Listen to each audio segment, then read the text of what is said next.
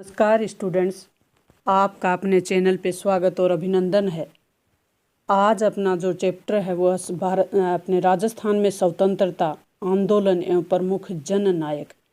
राजस्थान के स्वतंत्रता आंदोलन में कौन से जननायक थे जो महत्वपूर्ण भूमिका निभा रहे थे, किस तरीके से प्रजामंडल आंदोलन चल रहे थे, किस तरीके से अपने किसान आंदोलन चल रहे थे, इन सब के बारे में इस महत्वपूर्ण चैप्टर में हम बात करेंगे। तो ये जो चैप्टर है ये राजस्थान का कोई भी कंपटीशन हो, राजस्थान के हर भर्ती एग्ज़ाम में आपको अव्वल रखने के लिए एक महत्वपूर्ण पार्ट रखा जाता है और उसमें से हर भर्ती एग्ज़ाम में यहाँ से प्रश्न पूछे जाते हैं। तो आप मुझे उम्मीद है कि जो बच्चे कंपटीशनों की तैयारी कर रहे हैं उनके नेक्स्ट एग्ज़ाम में यहाँ से प्रश्न देखने को मिलेंगे। तो राजस्थान में रियासती जो शासक थे, रियासतों के शासक थे, जो प्रबंधक थे, और ब्रिटिश साम्राज्यवादी और सामंत तीन के बीच गठबंधन चल रहा था और 1818 तक सिरोही को छोड़कर सभी रियासतों ने अंग्रेज़ों से संधियां कर ली थी और अंग्रेज़ों की या कहें कि अंग्रेजी शासन की सर्वोच्चता राजस्थान में स्थापित हो चुकी थी। राजस्थान में अंग्रेजी सत्ता के विरुद्ध किसान और जनजाति आंदोलन प्रारंभ हुए।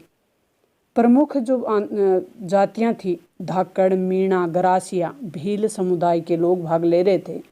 किसान आंदोलनों में जो प्रमुख थे वो थे बिजोलिया, बेगू, अलवर का नीमू चाणा किसान आंदोलन। अब हम सबसे पहले किसान आंदोलनों की बात करेंगे कि बिजोलिया का किसान आंदोलन, इसका नेतृत्व कौन कर रहा था।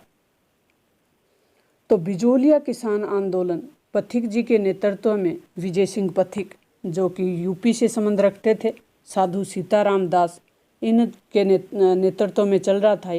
पहले सीताराम दास ने नेतृत्व किया, बाद में विजय सिंह पथिक को बुलाया गया इसके नेतृत्व के लिए। ये एक बहुउद्देशीय आंदोलन था, कोई एक उद्देश्य के लिए नहीं था, लेकिन इसका प्रमुख जो उद्देश्य था वो था जागीरदारों द्वारा लगाए गए लाग बाग। लगभग 85 प्रकार की लाग बाग यहाँ के किसानों पे लगाई जा रही थी, उसके विरुद्ध ये किसान आवाज़ उठा रहे थे।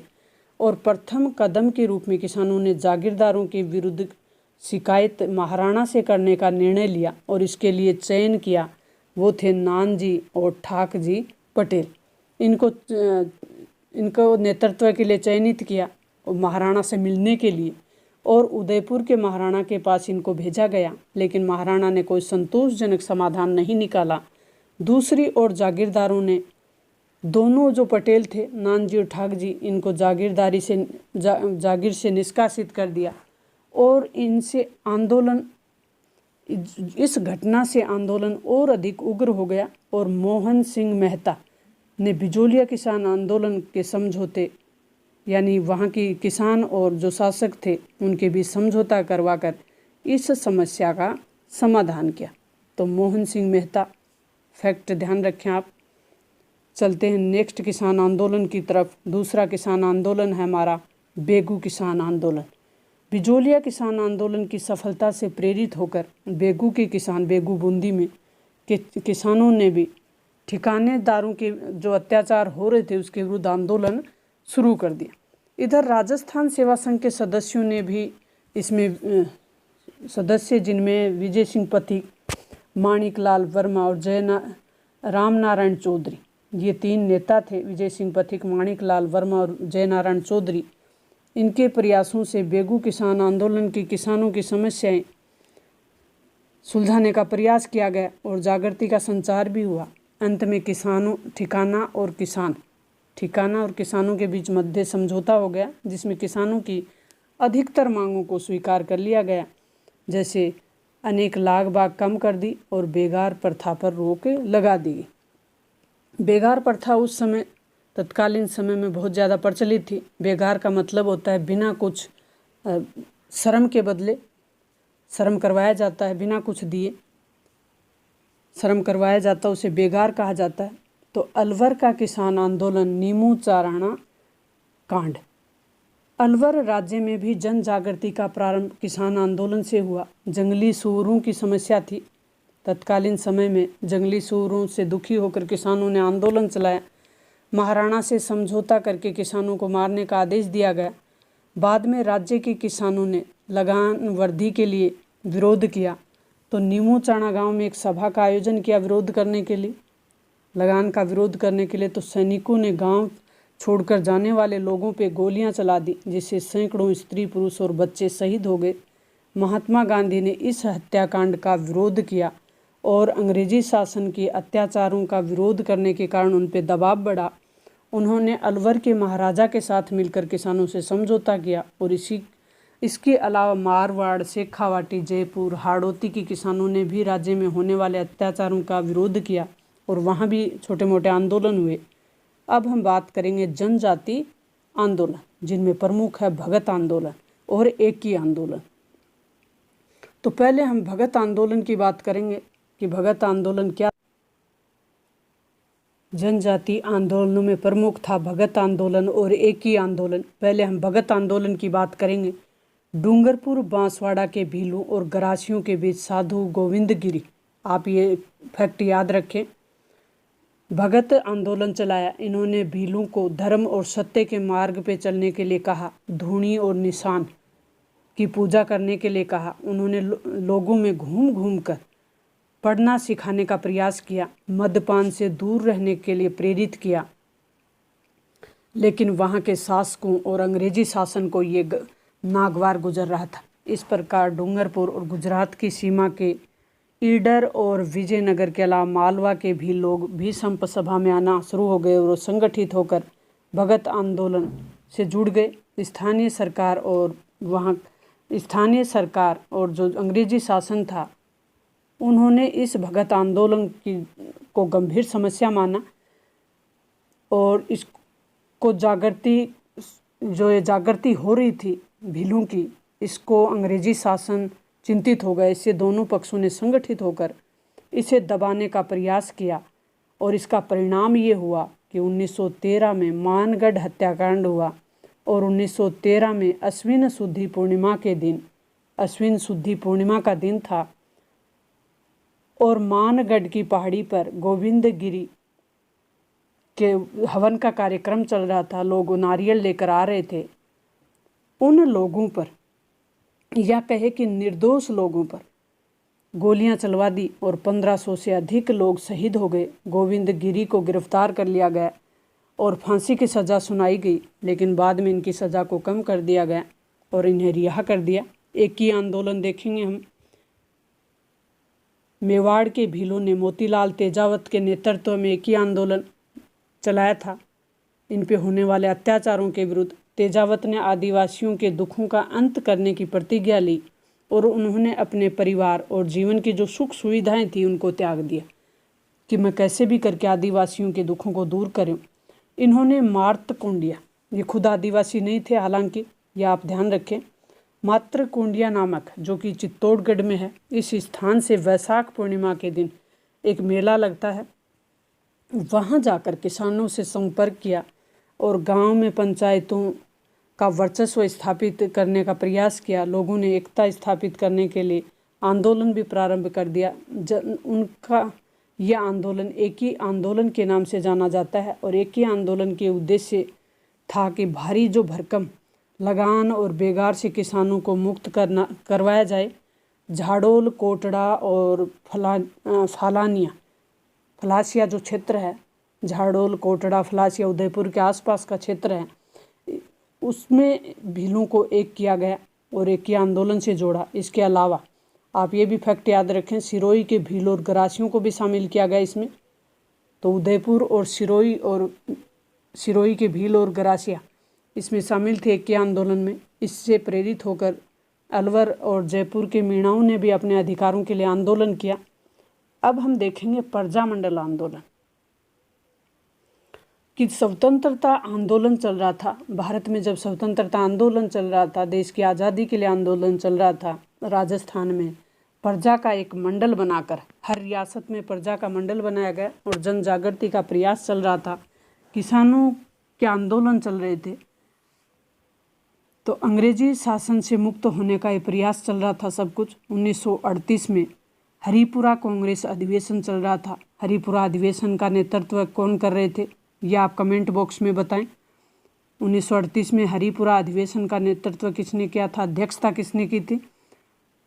इस अधिवेशन के बाद तय किया गया कि अंग्रेजों के विरुद्ध जन आंदोलन तेज किया जाए। जन आंदोलनों के संचालन का दायित्व जनता को दिया गया और सभी राज्यों में प्रजा मंडलों का गठन हुआ और राजस्थान के राज्यों में प्रजा मंडल और प्रजा परिषदों और अन्य छोटी मोटी संस्थाएं गठित की गई और आंदोलन तेज किया गया।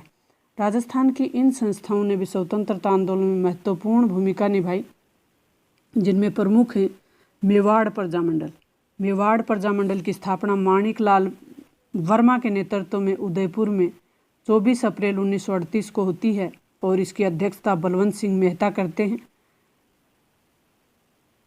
और 1941 में मेवाड़ प्रजा मंडल का पहला अधिवेशन उदयपुर में हुआ, जिसमें विजय लक्ष्मी पंडित, पंडित जवाहरलाल नेहरू की बहन और आचार्य कृपलानी भाग लेते हैं। मारवाड़ प्रजा मंडल जोधपुर में जयनारायण व्यास के नेतृत्व में 1938 में मारवाड़ लोक परिषद की नींव डाली जाती है और इस संस्था का उद्देश्य महाराजा की छत्र छाया में उत्तरदायी शासन की स्थापना करना था। जयपुर प्रजा मंडल सबसे पहले गठित होने वाला जयपुर प्रजा मंडल 1931 में, महत्वपूर्ण फैक्ट याद रखें आप, 1931 में इसका गठन होता है, लेकिन बाद में इसको भंग कर दिया जाता है और 1937 में पुनः इसका गठन होता है जमुना लाल बजाज और हीरा लाल शास्त्री की प्रेरणा से। बीकानेर प्रजा मंडल, बीकानेर प्रजा मंडल की स्थापना 1936 में होती है और नेतृत्व करने वाले होते हैं मगाराम वैद्य। प्रसिद्ध एडवोकेट रघुवर दयाल भी इससे जुड़ते हैं। इन्होंने 1942 में बीकानेर प्रजा परिषद की स्थापना की। कोटा प्रजा मंडल, कोटा राज्य में जन जागृति के जनक थे वो पंडित नैनूराम शर्मा थे। इन्होंने 1934 में हाड़ौती प्रजा मंडल की स्थापना की और 1939 में उत्तरदायी शासन स्थापित करने के उद्देश्य से कोटा प्रजा मंडल या कहें कि कोटा राज्य प्रजा मंडल स्थापित किया। भरतपुर, भरतपुर में 1938 में हुई जन जागृति का प्रयास। गोपीलाल यादव और मास्टर आदित्येंद्र और जुगल किशोर चतुर्वेदी ये इसका नेतृत्व कर रहे थे। अलवर प्रजा मंडल, पंडित हरिनारायण शर्मा और कुंज बिहारी लाल मोदी के प्रयत्नों से 1938 में अलवर प्रजा मंडल की स्थापना होती है। करौली, ये राजनीतिक जागृति की शुरुआत करौली राज्य सेवा संघ के माध्यम से हुई और यहाँ जो नेतृत्व कर रहे होते हैं वो त्रिलोक चंद माथुर करौली प्रजा मंडल की स्थापना करते हैं। धौलपुर, राजस्थान का सबसे पूर्वी वर्तमान में राजस्थान का सबसे पूर्वी जिला धौलपुर। धौलपुर में जन जागृति किस तरीके से होती है। 1934 में नागरी प्रचारणी सभा की स्थापना हुई थी और इस सभा के ने अछूतोद्वार यानी अछूत की जो परंपरा थी, अस्पृश्यता की जो उस समय बहुत ज़्यादा परंपरा थी, उसके लिए कार्य हो रहा था। इसी के कार्यकर्ताओं ने सन 1938 में प्रजा मंडल की स्थापना कर दी। सिरोही प्रजा मंडल, गोकुल भाई भट्ट के नेतृत्व में 1939 में सिरोही प्रजा मंडल की स्थापना होती है। शाहपुरा किशनगढ़, तो शाहपुरा बिजोलिया के आंदोलन के जो नेता थे माणिक लाल वर्मा के प्रेरणा से 1938 में शाहपुरा किशनगढ़ में प्रजा मंडल की स्थापना हो जाती है। अब स्वाधीनता संग्राम में समाचार पत्रों का क्या योगदान था। स्वाधीनता संग्राम में समाचार पत्रों ने अपनी महत्वपूर्ण भूमिका निभाई। राजस्थान में विजय सिंह पथिक, केसरी सिंह बारहट, राम नारायण चौधरी आदि नेताओं ने समाचार पत्रों को जन जागरण का माध्यम बनाया। स्वतंत्रता की ज्योति जलाने में समाचार पत्रों का योगदान सदा विस्मरणीय रहेगा। तो समाचार पत्रों ने महत्वपूर्ण योगदान दिया। भारत छोड़ो आंदोलन, भारत छोड़ो आंदोलन और राजस्थान। भारत छोड़ो आंदोलन में राजस्थान किस तरीके से भूमिका निभा रहा था। भारत छोड़ो आंदोलन 1942 में चला। 1942 में कांग्रेस के मुंबई अधिवेशन में ये निर्णय लिया गया कि भारत की स्वतंत्रता के लिए महात्मा गांधी के नेतृत्व में जन संघर्ष शुरू किया जाएगा। इसी आंदोलन में गांधी जी ने करो या मरो का नारा दिया था। उसी निर्णय के फलस्वरूप राजस्थान में महात्मा गांधी के भारत छोड़ो आंदोलन की गूंज सुनाई दी। राजस्थान में प्रजा परिषद और प्रजा मंडलों ने भारत छोड़ो आंदोलन प्रारंभ किया। राजस्थान के प्रमुख जननायक, अब हम राजस्थान के प्रमुख जननायकों की बात करेंगे कि राजस्थान में स्वाधीनता आंदोलन चलाने के लिए अनेक जननायक अपना महत्वपूर्ण योगदान दे रहे थे और ये मातृभूमि के लिए अपना सर्वस्व न्यौछावर करने के लिए तैयार थे। उनकी कष्ट सहने की शक्ति, सहिष्णुता, त्याग और बलिदान, देश प्रेम की गाथाएं आज भी मन को रोमांचित कर देती हैं और प्रेरित करती हैं देश के लिए कुछ कर गुजरने के लिए।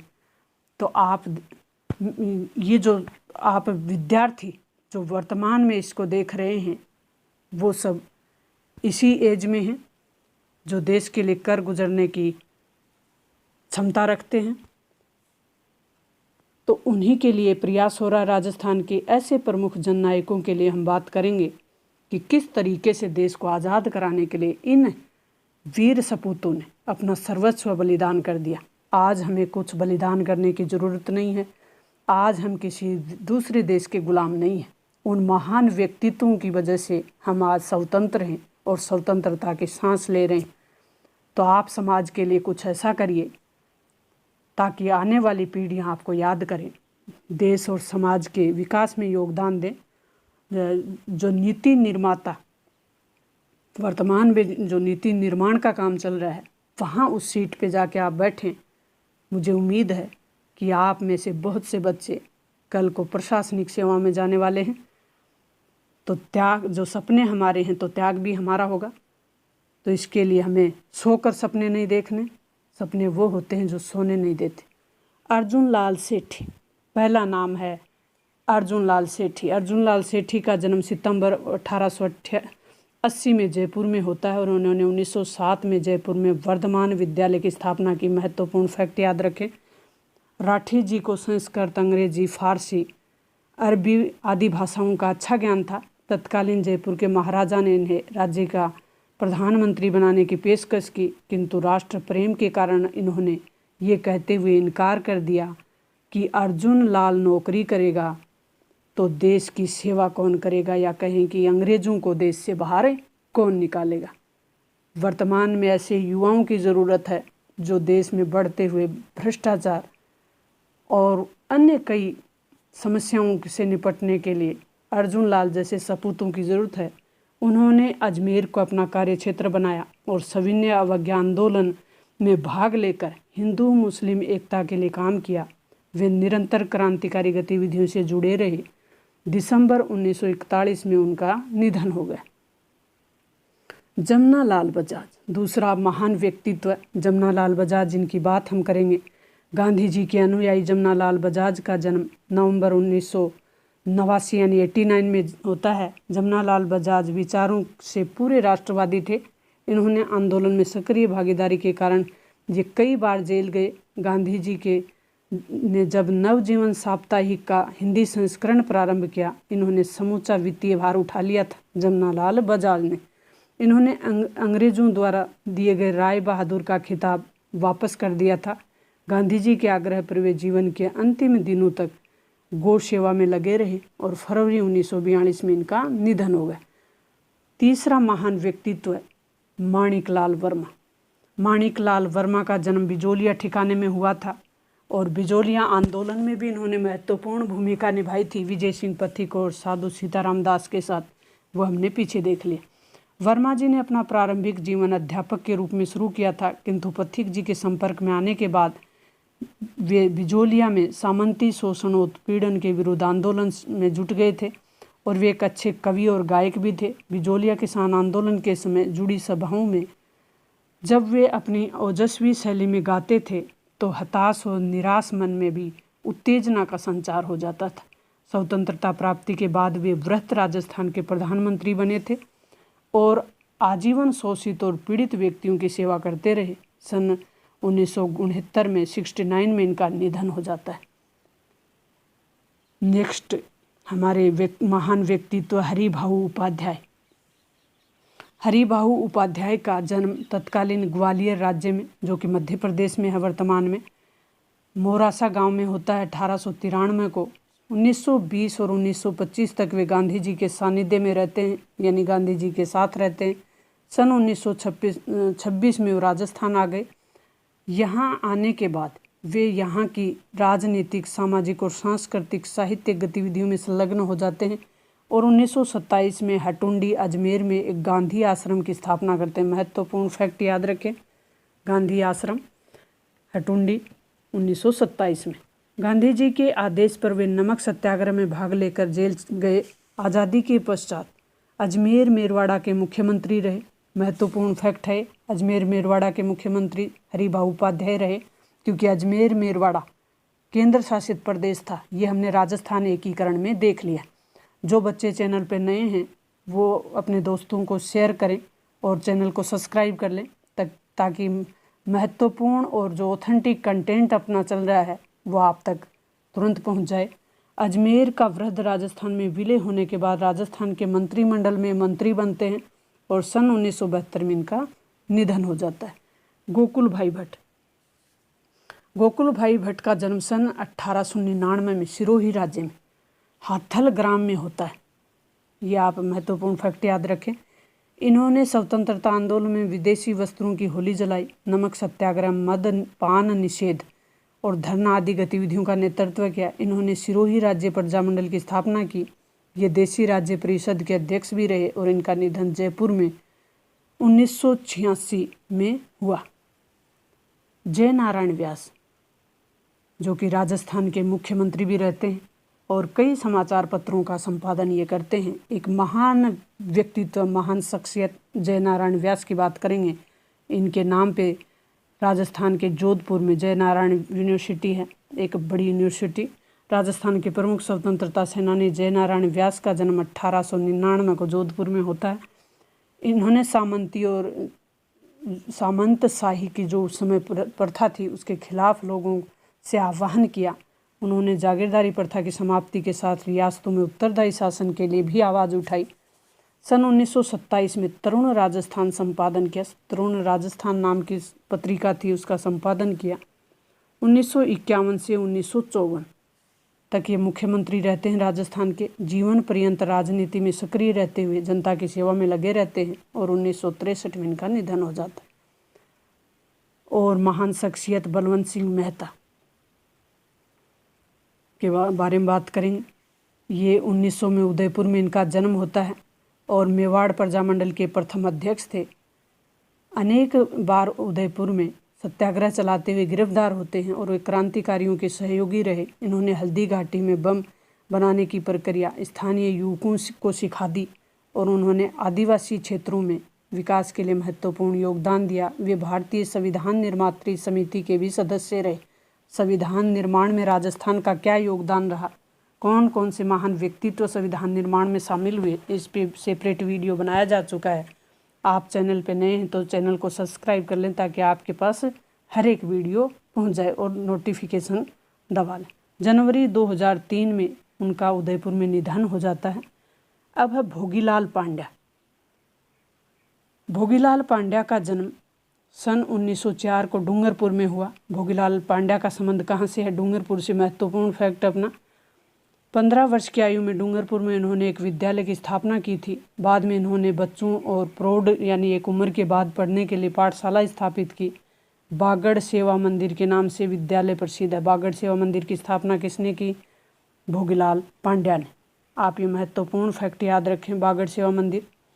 उन्होंने रियासती शासन के विरुद्ध अनेक सभाओं का आयोजन किया। 1944 में डूंगरपुर प्रजामंडल का गठन भी भोगीलाल पांड्या के नेतृत्व में हुआ।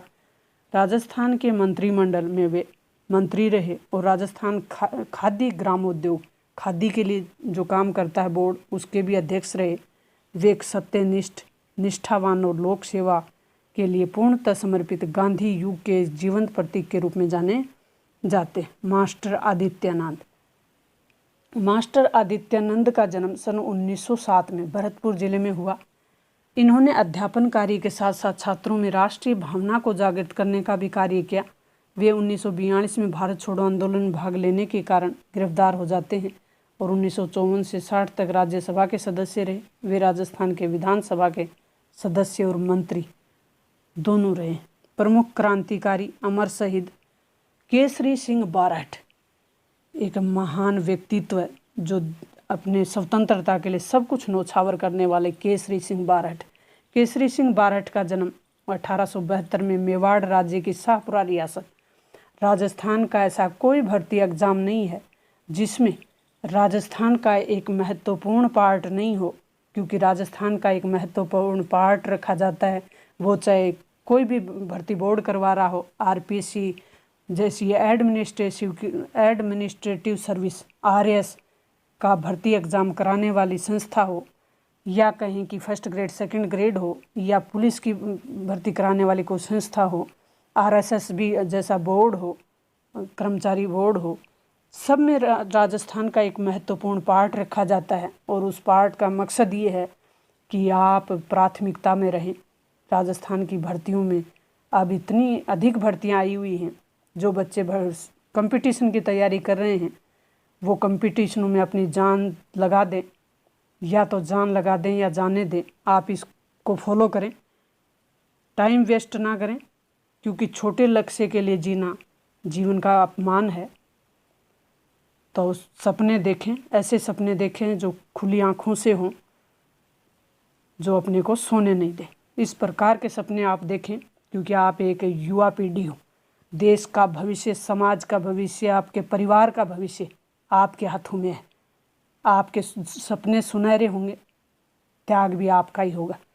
प्रसिद्ध क्रांतिकारी, जिन क्रांतिकारियों ने अपना सब कुछ लगा दिया देश को स्वतंत्र कराने के लिए, जो हमें एक स्वतंत्र समाज, अपना एक स्वतंत्र राष्ट्र दे के गए, हमारी जिम्मेदारी बनती है कि हम एक स्वस्थ राष्ट्र बनाएं, एक स्वस्थ समाज बनाएं, एक स्वस्थ परिवार बनाएं और अपना और परिवार का नाम रोशन करें, सुनहरे भविष्य का निर्माण करें।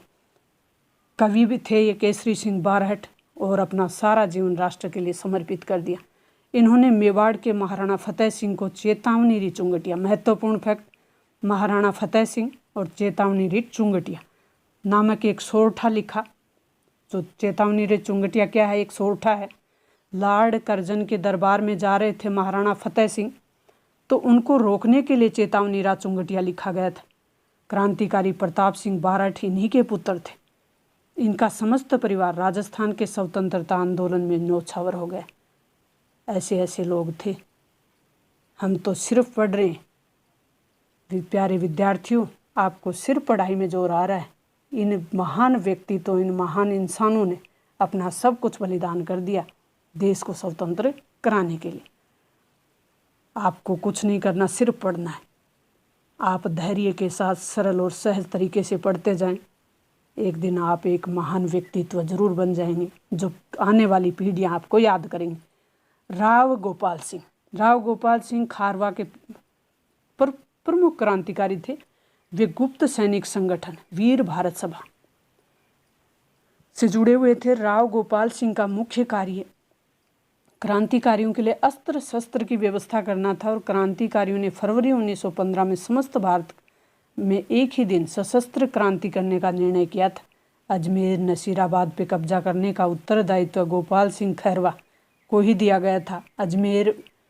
अजमेर नसीराबाद का इनको सौंपा गया कार्य, किंतु इस योजना की जो सूचना है वो अंग्रेजों को लग जाने से गोपाल सिंह खैरवा को गिरफ्तार कर लिया जाता है, और जो प्रयास किया गया उसमें सफल नहीं हो पाते। अवसर पाकर वे फरार हो जाते हैं, किंतु अधिक समय तक वे बाहर नहीं रह पाते और उन्हें पुनः नज़रबंद कर दिया जाता है, और 1920 में वे रिहा हो गए। सागरमल गोपा जैसलमेर रियासत से संबंध रखते हैं। ब्राह्मण परिवार से हैं सागरमल गोपा, जैसलमेर के संपन्न ब्राह्मण परिवार से। वे एक निष्ठावान कार्यकर्ता थे। राष्ट्रीयता की भावना उनमें कूट कूट कर भरी हुई थी।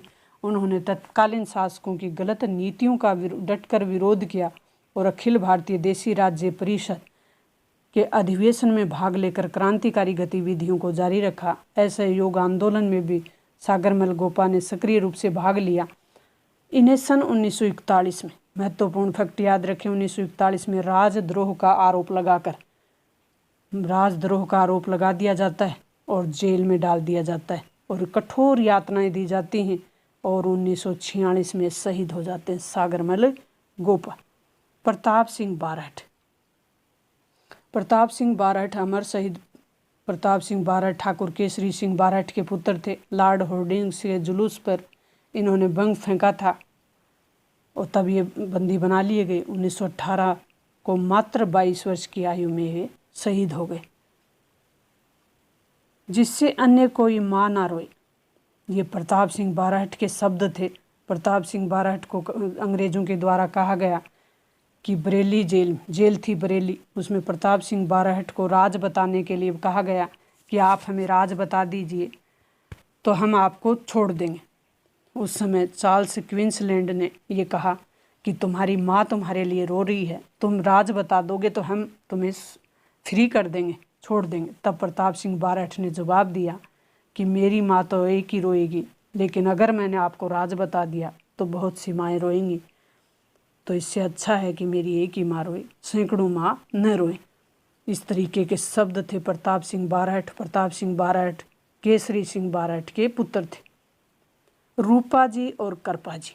बेगू किसान आंदोलन के दौरान जब रूपा जी और करपा जी 13 जुलाई 1923 को किसानों की सभा में भाषण दे रहे थे, तब अंग्रेज अफसर ट्रेंच ने गोलियां चला दी और अंग्रेज़ों की गोलियों से दोनों शहीद हो जाते हैं, रूपा जी और करपा जी। बेगू किसान, रूपा जी और करपा जी किस आंदोलन से जुड़े हुए हैं? महत्वपूर्ण फैक्ट याद रखें आप। बेगू किसान आंदोलन। नाना भाई खाट भील। डूंगरपुर राज्य में जागृति हेतु सेवा संघ की एक पाठशाला चलाई जा रही थी और राज्य की पुलिस अधिकारी नाना भाई खाट को ये पाठशाला बंद करने के लिए कह रहे थे, लेकिन ये माने नहीं। इन अंग्रेज़ों की बात नहीं मानने के कारण पुलिस ने इनकी हत्या कर दी। काली बाई। नाना भाई खाट शहीद होते ही पाठशाला के दूसरे अध्यापक सेगा भाई के पास ये जिम्मेदारी आती है, तो उन पे भी फौज क्रूरता से उनको पीटती है और वाहन के पीछे घसीटते हुए लेके जा रही है। उसी समय भील बाई, काली बाई खेतों में काम कर रही होती है और वो उससे ये सब गुरु के प्रति इस तरह का व्यवहार अंग्रेज़ों का देखा नहीं जाता और वो 13 वर्षीय बालिका अपने जो फसल काटने वाली दराती होती है उसी को लेकर दौड़ती है और वो जो रस्सी है उसको काट देती है, लेकिन जो फौजी बैठे होते हैं गाड़ी पे वो उस बालिका पे गोलियां चला देते हैं और वो बालिका 13 साल की बालिका शहीद हो जाती है। तो ये एक महान शख्सियत कहें, एक काली बाई भील। राजस्थान के प्रमुख स्वतंत्रता सेनानी की ये लिस्ट दी हुई है। अब हम कुछ अभ्यास प्रश्न कर लेते हैं ताकि हमारी जानकारी कितनी हुई है उसका हमें अंदाज़ा लग जाए। भगत आंदोलन किसने चलाया? भगत आंदोलन दक्षिणी राजस्थान का एक महत्वपूर्ण आंदोलन। भगत आंदोलन साधु गोविंद गिरी ने चलाया था, जो कि 1913 की मानगढ़ घटना में बहुत से लोग शहीद हो जाते हैं। हटुंडी अजमेर में गांधी आश्रम किसने चलाया? हरिभाऊ उपाध्याय हटुंडी अजमेर में गांधी आश्रम की स्थापना करते हैं। प्रताप सिंह बारहट किसके पुत्र थे? केसरी सिंह बारहट के पुत्र थे। सिरोही प्रजामंडल की स्थापना भोगीलाल पांड्या ने की थी। प्रजामंडल की स्थापना क्यों हुई थी? तो ये हमने देख लिया कि प्रजामंडल देश में स्वतंत्रता आंदोलन चला रहे थे, तो प्रजामंडल रियासतों में प्रजा को जागृत करने के लिए प्रजामंडल प्रजा का एक मंडल बनाकर काम कर रहे थे। अर्जुन लाल सेठी को क्यों याद किया जाता है, ये ऊपर हमने देख लिया। मुझे उम्मीद है कि ये जो चैप्टर आपको ऑथेंटिक कंटेंट के साथ मैंने बड़े सरल और सहज तरीके से समझाने का प्रयास किया है, लगभग आपको समझ में आ गया होगा। अगर एक बार में नहीं आता है तो आप एक बार दोबारा देख लें, वीडियो को पॉज करके देख लें, अपने खुद के नोट्स बनाते जाएं साथ साथ, ताकि एग्ज़ाम के समय आप उनको तुरंत देख सकें। आपके महत्वपूर्ण फैक्ट का आप कलेक्शन करें। मुझे उम्मीद है कि बच्चे अपने सुनहरे भविष्य में लगे हुए हैं। मिलते हैं नेक्स्ट वीडियो में। अगर आपको पसंद आया हो तो अपने दोस्तों के साथ शेयर करें। चैनल पे नए हैं तो सब्सक्राइब कर लें और बेल आइकन दबा लें ताकि आने वाला नेक्स्ट वीडियो आप तक पहुंच जाए। मिलते हैं नेक्स्ट वीडियो में।